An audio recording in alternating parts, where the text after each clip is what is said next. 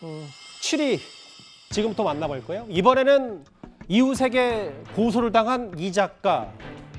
이 작가가 누굴까요? 당구 선수 차이람 씨의 남편이자 지난주 국민의힘 연찬회 때 여성 정치인 외모 평가 발언으로 연찬회 분위기에 찬물을 끼얹었던 작가 이지성 씨 저희가 보도를 통해서 전해드렸었는데요.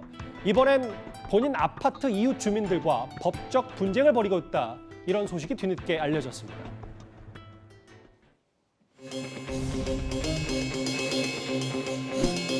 국민의힘에는 두 가지가 가장 부족하다. 젊음의 이미지, 그리고 여성의 이미지가 너무 부족하다. 제가 아내한테 그랬어요. 당신이 들어가서 국힘의 젊음의 이미지와 아름다운 여성의 이미지를, 젊고 아름다운 여성의 이미지를 당신이 들어가면 바뀌지 않겠냐. 내가 보기에는 뭐 배현진 씨도 있고 나경원 씨도 있고 다 아름다운 분이고 여성이지만 왠지 좀 부족한 것 같아.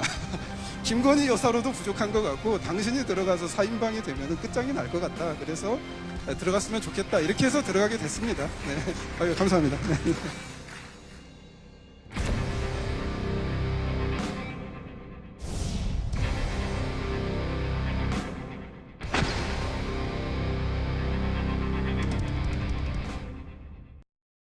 원래 차이람 씨의 남편으로도 좀 잘 알려져 있고 지난번 연찬회 때 저 발언으로 더욱 유명세를 탔던 게 바로 작가 이지성 씨인데 어떤 일이 어떻게 지금 벌어지고 있고 법적 다툼가 벌어졌는지 좀 더 일목요연하게 구장천 설명을 좀 부탁드릴게요. 네.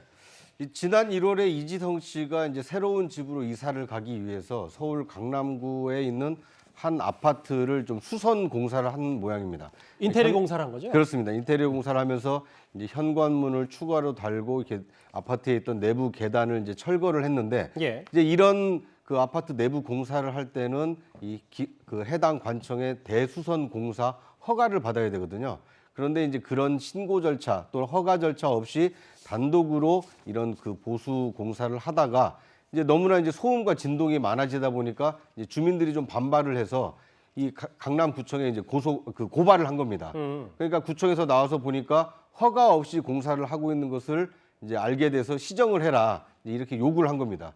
그래서 지적이 된 문과 계단은 원상 복귀를 했는데 예. 같이 지적이 됐던 이제 해체한 발코니의 경우에는 이 복구를 안 해서 그 건축물 관리법으로 위반이 됐습니다. 그런데 이 위반이 된 주체는 이지성 씨가 아니고 이지성 씨가 이런 용역 계약을 한 시공사가 이제 고발 조치가 된 겁니다. 인테리어 업체가. 그렇습니다. 그런데 문제는 이지성 씨가 이 집을 고쳐서 살려고 한다는 걸 이웃 주민들이 알다 보니까 이제 서로 대화로 해결이 좀 잘 안 되고 서로 이제 고발 조치가 좀 이루어진 겁니다. 그러니까 이지성 씨 측에서는 이 주민들에 대해서 이 그 명예훼손 혐의로 지금 고발을 한 상태고요. 이 주민들의 경우에는 이제 이런 소음, 진동 이 피해에 대해서 지금 고발 조치를 한 상태입니다. 그러니까 저는 이제 이 사건을 접하면서 예. 이지성 씨가 이제 상당히 유명한 작가 아닙니까? 이게 대표적인 이 베스트셀러 작가고 최근에 국민의힘 연찬회에서 맞아요. 강연의 내용이 일부 좀 그 부적절한 내용이 담기면서 이제 논란의 중심에 서다 보니까 그것뿐만 아니라 이지성 씨가 주민들로부터 이게 고발 조치된 사람이다. 그만큼 좀 좋지 않은 이미지를 좀 더 씌우기 위해서 좀 얘기가 흘러나온 것이 아닌가라는 생각이 듭니다. 근데 구장처장, 네. 뭐 이미지를 더 씌우기 위한 뭐 일부의 뭐 주장일 수도 있긴 한데 일단 그런 거 있잖아요. 인테리어 업체에 본인 집 인테리어를 하면 네.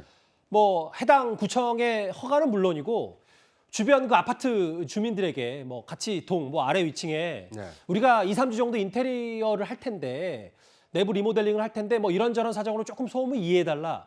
이런 거는 통상적으로 상식적으로 다 하지 않습니까? 그래도 이제 이지성 씨 측에서도 사전에 양해를 좀 구했다는 겁니다. 이제 인테리어 공사를 좀 할 테니까 좀 양해해 주십시오 했는데 그런데 양해 수준을 넘는다라는 것이 지금 주민들의 이게 주장인 겁니다. 그러니까 기대했던 일반적인 인테리어 공사보다 소음과 진동이 너무 심했고 이 소음과 진동 탓에 수험생을 둔 한 이 거주민의 경우는 이제 이사를 해야 될 만큼 좀 심각했다라는 것이거든요. 예. 그러니까 주민 23명이라는 숫자를 보면 굉장히 많은 주민들이 이지성 씨 측의 어떤 이 공사로 인해서 피해를 봤다라는 걸 짐작을 할 수가 있는데 그런데 또 반대 입장에서 보면 이지성이라는 널리 알려진 사람을 향해서 뭔가 부당한 요구가 있었던 것이 아닌가. 그러니까 이지성 측에서 얘기하는 것은 고발을 한 이 23명의 주민 가운데 한 사람이 이 대학 교수분이 있는데 이분이 상당히 거액의 어떤 합의금을 요구를 했다. 이제 이렇게 지금 반박을 하고 있거든요. 아니, 그러니까 이지성 씨 얘기는 네. 자기는 알려진 사람이니 뭐 대중에게 이런 이미지가 알려지면 더 피해가 오는 거를 네. 빌미 삼아서 뭔가 본인을 더 과도하게 공격했다 이 말입니까? 그렇습니다. 그러니까 이지성 씨 측은 이제 그렇게 억울하다라고 지금 항변을 하고 있는 겁니다.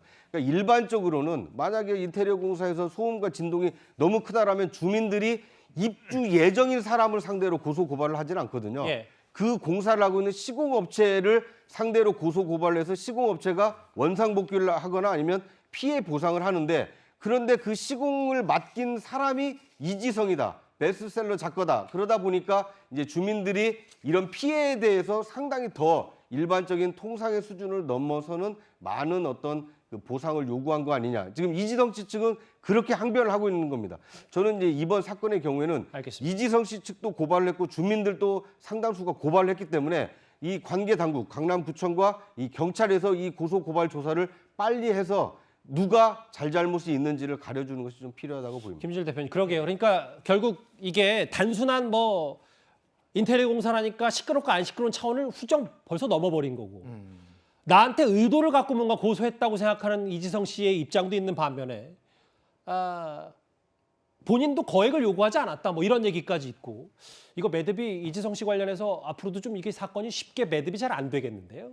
그러니까 이게 참 불행입니다. 그러니까 사실 원만하게 조금 해결을 서로 간에 봤어야 되는데 뭐 법원으로 가져가는 게 요즘 유행인가 봐요. 뭐 국민의힘도 다 가져가고 여기저기서 가져가는데 좀 이런 것들은 저는 인테리어 공사를 해봐서 압니다. 저도 저희 집을 이제 새로 들어가면서 했는데 예. 그 윗집에 사는 임산부분이 있어가지고 굉장히 스트레스를 호소를 해가지고 제가 이제 전화도 드리고 그러면서 이게 한 이틀 정도 진행되니까 이런 부분은 양해를 구하면 그 이후엔 소음이 줄어들 거라 이런 식으로 사실 해줘야 되거든요. 그러니까 부득이하게 또 수험생들 같은 게 굉장히 예민한 문제니까 그런 부분이 있는데 이런 부분들이 좀 아쉬워요. 사실은 굉장히 좀 아쉽고 저는 저 이지성 씨가 지금 그 이웃 주민들 주장에 따르면은 뭐 사회 고위 인사들과 친분을 앞세워가지고 공사를 강행했다. 이건 주장이긴 한데 양측의 의견이 꽤 엇갈리네. 예, 이런 부분들은 글쎄요. 뭐 저는 그러니까 이거는 사실관계를 들여다봐야 되겠지만은 이거는 마치 뭐 그 범죄와의 전쟁에 최민식 씨가 뭐 더 서장하고 다 했어 뭐 이렇게 얘기하는 호가호의 같은 거가 아닌가 좀 너무 나가진 않으셔도 아니 됩니다. 그러니까요. 그러니까 이게 사실이라면은 저분은 조금 저런 것들을 좀 자제를 해야 되지 않을까 그런 부분은 생각이 듭니다. 예. 연찬회 때 당시